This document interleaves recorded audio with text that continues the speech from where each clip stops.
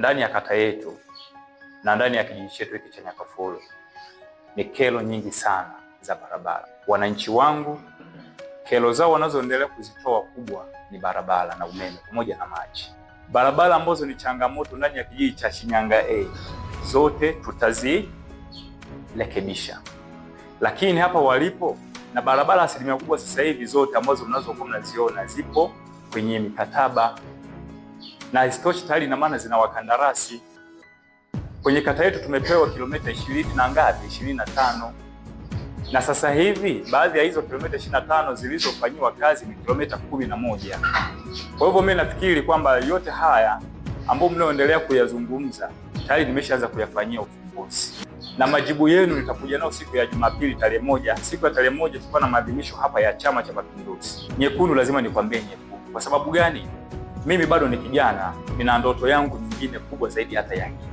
Kwa maana nikija nikaanza kuongea maneno ya kisiasa hapa, mtanichukia. Kwa term nyingine hata kama nikija hamtanielewa. Mtaishia kuniponda mawe, mtaishia kunizomea. Lakini jambo jingine, ajira migodini. Ni kweli sisi vijana wetu tuliowazaa wanakosa ajira, wanapata watu wengine. Maana yake kwamba hata sisi wenyewe binafsi tunakuwa hatuna misaada yoyote. Ni kweli mnaeleza vitu kwa uchungu sana, na hili kweli linahitaji tuendelee kuwasaidia. Mheshimiwa Rais Daktari Samia Suluhu Hassan ni rais wa wanyonge, lakini pia ni rais msikivu. Anaendelea kutekeleza ilani yetu ya Chama cha Mapinduzi ya mwaka 2025 hadi mwaka 2030. Ni kwamba alivyokuwa anatembea kwenye kampeni zake aliendelea kusisitiza sana na aliendelea kutuaminisha kwamba kuanzia mwaka 2026 ambao ni mwaka huu na kuendelea, kila mpango wake, kila kitongoji lazima kifikiwe kuwa na umeme. Mwaka huu wa bajeti ambao tulionao sasa, muda sio mrefu wanaanza kupeleka nguzo za umeme. Kwa maana hiyo kwenye vijiji vyenu na vitongoji vyenu, kitongoji cha Bugegere Shinyanga A, kitongoji cha Kasandalala, Nyambogo, wilaya yote hiyo pamoja na huku Nyakafulu, pamoja na migogoro ya shamba na watu wenye maleseni, ili nalo kama jinsi nilivyolizungumza nitalichukua nitalipeleka kwa RMO ili kusudi akanipe ufumbuzi zaidi na maelezo ya kutosha, kwa sababu na bahati nzuri kama ningekuwa nimekuja na wataalamu hao wa madini nafikiri ndio ingekuwa zaidi ongeza kutusaidia. Lakini naamini kwamba nitafika ofisi za RMO leo, hata kama nisipomkuta nitapigia simu, atanipa ufumbuzi zaidi na maelezo ya kutosha ili niweze kuja kuwaletea. Migogoro kati ya Mahina pamoja na wananchi na yenyewe nimelichukua na majibu yake nayo nitakuja nayo.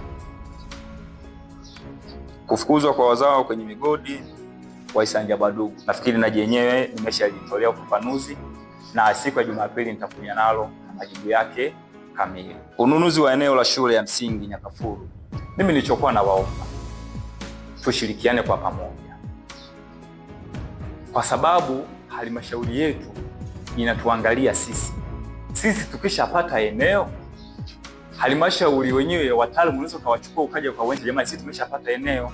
Kwa hata wao wenyewe wanaweza kupata mtu ya kuweza kuombea. Kama kutakuwepo na utaratibu wa kuendelea kuchangishana, tuchangishane kidogo kidogo, tusiwabane sana. Halafu tusije tukakaba sana. Tusiwabane sana, lakini kama kuna utaratibu ambao mnaoendelea kufanya nyinyi, tuufanye tu hivyo. Kada zote za elimu tushirikiane nazo. Tushirikiane na manesi wetu, tuwape ushirikiano. Tusioneane aibu panapowezekana kwamba bwana hapa hapafai, hapa bwana unaenda sivyo ndivyo. Tuwape ushirikiano wa kuwasaidia. Lakini zaidi sana nasisitiza sana wananchi na ndugu zangu wananchi kwamba tuendeleeni kuwaelimisha wazazi wenzetu kwamba utoro sio jambo zuri. Tunapokuwa na watoto watoro shuleni, asilimia kubwa tunatengeneza umaskini, lakini jambo jingine tunatengeneza chokoraa. Mnapoona kwamba mtoto wa fulani haendi shule, nenda kwa mwalimu. Mwalimu atakuja atatoa taarifa kwa mtendaji wa kijiji. Na bahati nzuri viongozi wetu sisi ndani yetu ya kijiji chetu cha Nyakafulu na kata yote kwa ujumla tuna viongozi wema sana. Hawa ndugu zangu nafikika popote. unaweza ukapiga simu na ukapokelewa muda wowote ukasaidiwa. Kwa tuwapeni ushirikiano. Lakini jambo jingine, tuzingatia sana usafi wa mazingira katika maeneo yetu. Unapotunza afya yako, wewe ndio maisha yako. Afya ndio maisha. Lakini unapotunza mazingira yako ndani ya mji wako unapoishi na maeneo yenu yote ndani ya kijiji hiki, tutavutia hata watu wengine.